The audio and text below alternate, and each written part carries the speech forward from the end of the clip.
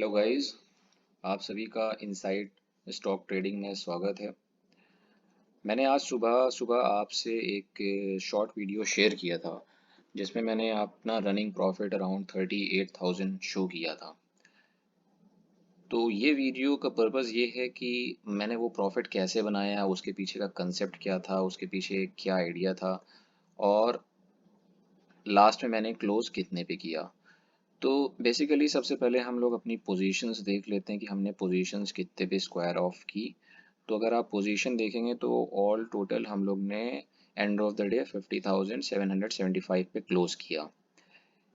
इसमें हम लोगों ने दो ट्रेड लिया और हम लोग ने ये दो ट्रेड पे कैसे काम किया, कितना होल्ड किया, क्या हमारा क्वांटिटी साइज था, क्या हमारी पोजीशन साइजिंग थी, क्या रिस्क टू रिवॉर्ड था, ये सारी चीज़ हम लोग डिस्कस करेंगे।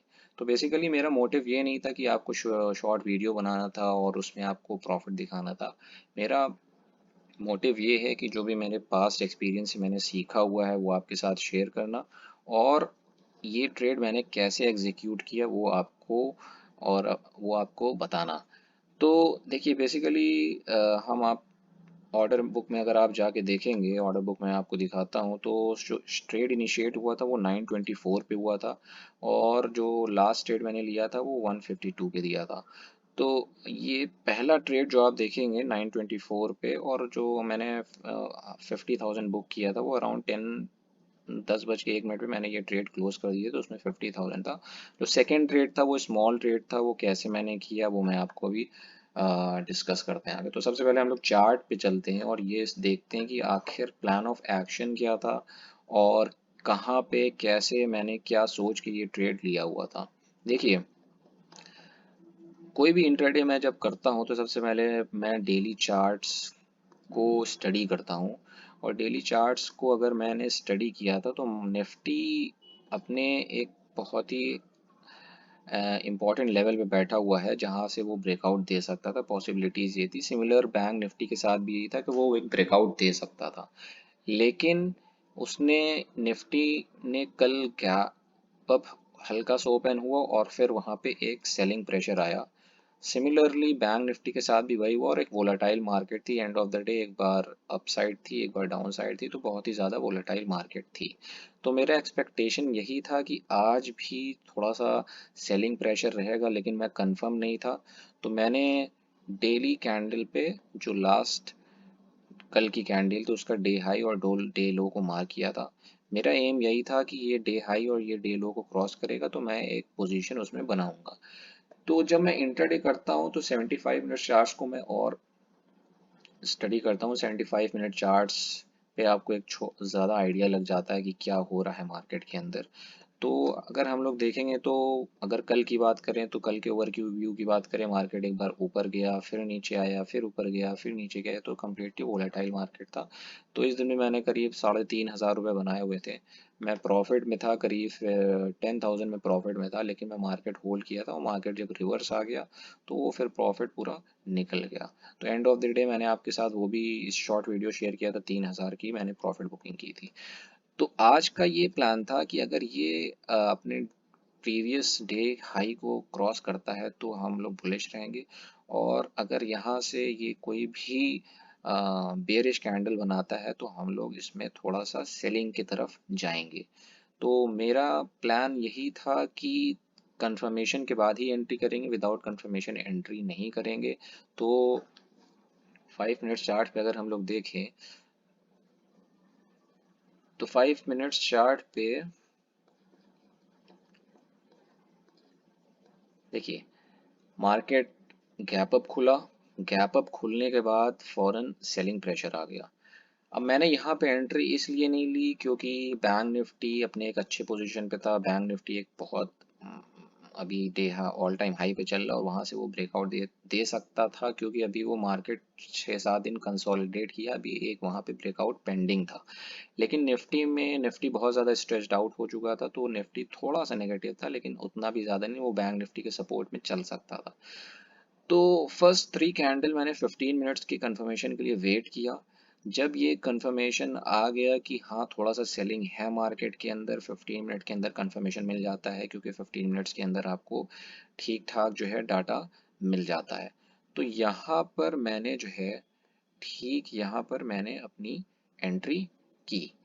अब यहाँ पर एंट्री मैंने जो है बहुत लार्ज क्वांटिटी में नहीं की। अगर आप ऑर्डर बुक में जाके देखोगे तो फर्स्ट क्वांटिटी 924 पे मैंने सिर्फ 200 क्वांटिटी से एंट्री की 160 के भाव पे। अब यहाँ पे मैंने 160 के भाव पे एंटर किया, मुझे कंफर्म हो गया कि मार्केट जो है यहाँ से या तो सेलिंग की तरफ आएगा या तो बाउंस बैक करेगा। तो एक ये 15 मिनट की क्लोजिंग मेरे को कंफर्मेशन दे दी। सेकेंडली, मार्केट ने जब अपने 50 मूविंग एवरेज और 20 मूविंग एवरेज के नीचे क्लोजिंग दे दिया तो और ज़्यादा कंफर्म हो गया कि हाँ, एक सेलिंग प्रेशर आ सकता है। तो यहाँ पर जैसे ही यहाँ पे एक डोजी बनी, तो डोजी के बाद मैंने ये प्लान था कि अगर इस डोजी के ऊपर जाएगा तो मैं स्टॉप लॉस ले लूंगा और डोजी के नीचे मैं होल्ड करूंगा जब तक ये वाला गैप फिल नहीं हो जाता है 18,360 तक का। तो ये मेरा प्लान ऑफ एक्शन था और उसी पे मैंने वर्कआउट किया और आप देखेंगे कि 9:29 पे मैंने 1800 क्वांटिटी 170 के भाव पे ऐड किया और यहाँ से मैंने होल्ड किया। जैसे ही मार्केट इस पॉइंट पे आया है 18,360 पे, तो मैंने फॉर सिक्योरिटी के लिए भी, क्योंकि क्वांटिटी साइज भी बड़ी थी, मेरी पोजीशन साइज भी ज़्यादा थी, तो मैंने 1500 क्वांटिटी 946 पे 185 के भाव पे निकाल दिया। क्यों निकाला? मैंने अपने प्रॉफिट को सिक्योर किया और ये कोशिश की कि पहले मैं कुछ मार्केट से पैसा निकाल लूँ, प्रॉफिट बना लूँ, फिर मैं होल्ड करूँगा। तो ऑर्डर बुक में अगर आप देखेंगे 500 क्वांटिटी मैंने होल्ड की और उसको फिर मैंने होल्ड किया हुआ था और फाइनली मैंने उसको 950 पे निकाला। फिर मैंने दोबारा एंट्री की। दोबारा एंट्री इसलिए की थी क्योंकि सेलिंग प्रेशर बहुत ज़्यादा दिख रहा था, तो मैंने 205 पे एंट्री की, लेकिन फिर मेरा उतना इंटरेस्ट नहीं रहा मार्केट में, तो मैं 210 के भाव से निकल गया। तो ओवरऑल यहाँ पे निकलने का रीज़न ये था कि इसके पास ये डे क्लोजिंग थी, यहाँ से ये सपोर्ट ले सकता था। सेकेंडली, यहाँ पे 200 मूविंग एवरेज का सपोर्ट था। तो 200 मूविंग एवरेज के सपोर्ट बहुत मार्केट कई बार लेता है और वहाँ से वो रिवर्स कर जाता है। तो ये रीज़न था यहाँ पे मेरा निकलने का। तो मैंने यहाँ पे अपनी 500 क्वांटिटी को स्क्वायर ऑफ कर दिया। तो वैसे भी आप देख सकते हैं ये पूरा रेंज जो है फिर वो कंसोलिडेट किया और कंसोलिडेट करने के बाद इसने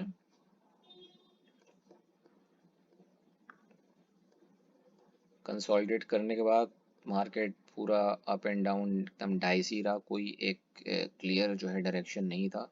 तो मैं वेट कर रहा था और आप जैसे यहाँ पे देख रहे हो ना ऑर्डर बुक में, एक लास्ट मेरा ट्रेड था 200 क्वांटिटी से, मैंने स्मॉल क्वांटिटी में ट्रेड किया। मेरा यही रहता है कि देखिए हर ट्रेडर का यही होना चाहिए कि उसको ये समझना चाहिए कि मार्केट के अंदर जो भी पैसा फ्लो कर रहा है वो उसका नहीं। मार्केट कल भी था, मार्केट आज भी है, लेकिन आपको सिक्योर होना है, आपको अपने प्रॉफिट्स लेने और घर जाने, भले वो प्रॉफिट्स थोड़ा हो लेकिन होना चाहिए। अब आप ऐसी मार्केट में ट्रेड करेंगे तो ऑब्वियसली आपके बार बार स्टॉप लॉस होंगे और आप जो है परेशान हो जाएंगे। तो यहाँ पर मैंने जब ये 3 कैंडल बनी है ना, यहाँ पर जब ये 3 कैंडल बनी है तो एक कंफर्मेशन आया मेरे पे, तो मैंने छोटी क्वांटिटी में एंट्री की। मैं चाहता तो बड़ी क्वांटिटी ले सकता था, 1000, 1500, 1800, लेकिन मैंने वो काम नहीं किया। मैंने यहाँ पर छोटी क्वांटिटी से एंट्री की और मैं वेट कर रहा था कि यहाँ पे प्राइस एक्शन बनाने के बाद एक ब्रेकआउट आता है, लेकिन मार्केट फिर जो है कंसोलिडेट करने लगा। कंसोलिडेट करते करते जो है इसने फिर बहुत ज़्यादा टाइम, तो मेरा ये था कि मैंने देखिए मैंने किस पॉइंट पे एग्जिट कर दी। मैंने 5 पॉइंट का मैंने 170 पे स्टॉप लॉस लगाया था, लेकिन वो फिर जल्दीबाजी में कुछ गलती हो गई थी, हो नहीं पाया।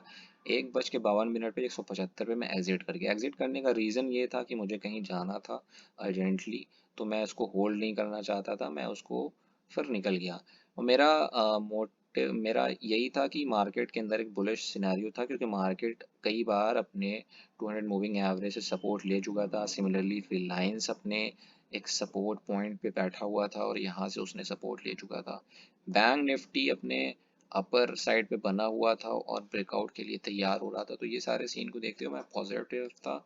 मुझे पता था कि एक निफ्टी में भी ब्रेकआउट आएगा और मैं लेकिन होल्ड नहीं किया। लेकिन मुझे पछतावा इसलिए नहीं है क्योंकि मार्केट के अंदर मूवमेंट होते रहते हैं और आप सारे मूवमेंट को कैप्चर नहीं कर सकते हैं। ये एक ट्रेडर का माइंड सेटअप होना चाहिए। तो ये अगर मैं होल्ड करता तो मुझे इजी 50 पॉइंट्स मिलते, अगर 200 क्वांटिटी में होल्ड करता तो 15,000 रुपीज़ में बुक कर सकता था। और मैं BTST ट्रेड भी लेके जा सकता था क्योंकि क्वांटिटी साइज छोटी थी और मुझे जो भी 5-10 हज़ार प्रॉफिट दिख रहा होता तो मैं उसको कैरी फॉरवर्ड कर लेता, क्योंकि मेरे पास कोई रिस्क नहीं होता। अगर जाता तो मेरा बेसिकली वही पैसा जाता जो मैंने प्रॉफिट किया हुआ है, लेकिन वैसा हुआ नहीं क्योंकि मैंने एग्जिट कर दी थी, मुझे कहीं जाना था। ठीक है, कोई बात नहीं, नेक्स्ट डे होगा ट्रेड, नेक्स्ट टाइम होगा। तो ओवरऑल ये कंसेप्ट था मेरा ये ट्रेड करने का। मैंने कैसे एंट्री किया कंफर्मेशन के बाद, तो कंफर्मेशन लेने के बाद फिर मैंने एग्जिट किया एक सपोर्ट पॉइंट पे। तो इस तरीके से मैंने क्वांटिटी तब बढ़ाई जब मुझे कंफर्मेशन आ गया, मैंने शुरू से ही क्वांटिटी बढ़ी नहीं रखी। तो ये सारे पॉइंट्स को देखते हुए मैंने ट्रेड किया और मैं ऐसे ही ट्रेड करता हूँ बेसिकली। अब कल की बात अगर करें, कल मार्केट एक बहुत अच्छे पॉइंट पे पहुंच चुका है और एक बुलिशनेस दिख रही है मार्केट के अंदर, ठीक है। अब ये बुलिशनेस बैंक निफ्टी के अंदर भी है, निफ्टी के अंदर भी है।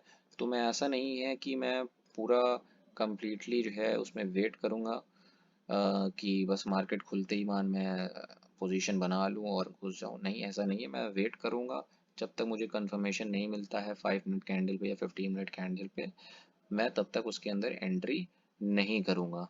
तो ओवरऑल आपके साथ ये पूरा कंसेप्ट शेयर करने का आइडिया यही था कि मैंने कैसे ट्रेड किया, क्यों ट्रेड किया। सिर्फ शॉर्ट वीडियो डालने से ही बात नहीं बनेगी। तो हम लोग का ये एक अच्छा दिन था। अगर मैं पोजीशन होल्ड करता, सोचिए मैंने 185 185 पे निकाल दिया, मैं होल्ड करता तो मेरा करीब ये 1 लाख के करीब प्रॉफिट होता। लेकिन ठीक है, ट्रेडर को एक्सेप्ट करने चाहिए अपने प्रॉफिट्स, और अपने जो प्लान होते हैं उस प्लान पे वर्क करना चाहिए। और उस पे ऐसे आप कल आज को अपने प्लान पे अगर काम नहीं करते हो, कल को फिर आपकी आदत खराब हो जाएगी। कल को फिर जो आपको प्रॉफिट दिख भी रहा होगा वो भी निकल जाएगा, क्योंकि फिर आप अपने रूल्स और अपने प्लान्स को फॉलो नहीं कर रहे हो। तो ओवरऑल ये आज का ट्रेड था। अब हम लोग कल भी ट्राई करेंगे, और कल जो भी होता है जैसा भी होता है, मैंने आपको अपना पॉइंट ऑफ व्यू बताया कि मार्केट बुलिश है बहुत ज़्यादा और एक अच्छा बुल रन आ सकता है। तो बस ठीक है दोस्तों, बस इतना ही था आपके साथ ये लर्निंग शेयर करने का। यही था कि आप हमारे साथ जुड़ें, समझें, हम लोग डिस्कस करें, आगे बढ़ें। तो ये चैनल नया है, नया बनाया हुआ है। अभी ट्रेडिंग तो कई सालों से कर रहे थे, लेकिन सोचा कि हाँ, जो भी सीखा है, जो भी समझा है, वो और लोगों के साथ शेयर किया जाए, अपने एक्सपीरियंस शेयर किया जाए, अपनी टेक्निक शेयर किया जाए। और ट्रेडिंग के अंदर से हम अगर पैसा बना रहे हैं तो दूसरे लोग को भी उसका फ़ायदा उठाए और वो पैसा बनाए। तो चैनल को सब्सक्राइब करिए, वीडियो को लाइक करिए, प्यार दीजिए, सपोर्ट करिए, और हम लोग साथ में आगे बढ़ते हैं। और साथ में ही आगे बढ़ने का फ़ायदा है, साथ में सीखेंगे, साथ में आगे बढ़ेंगे। All right, thank you very much, have a good trading day tomorrow.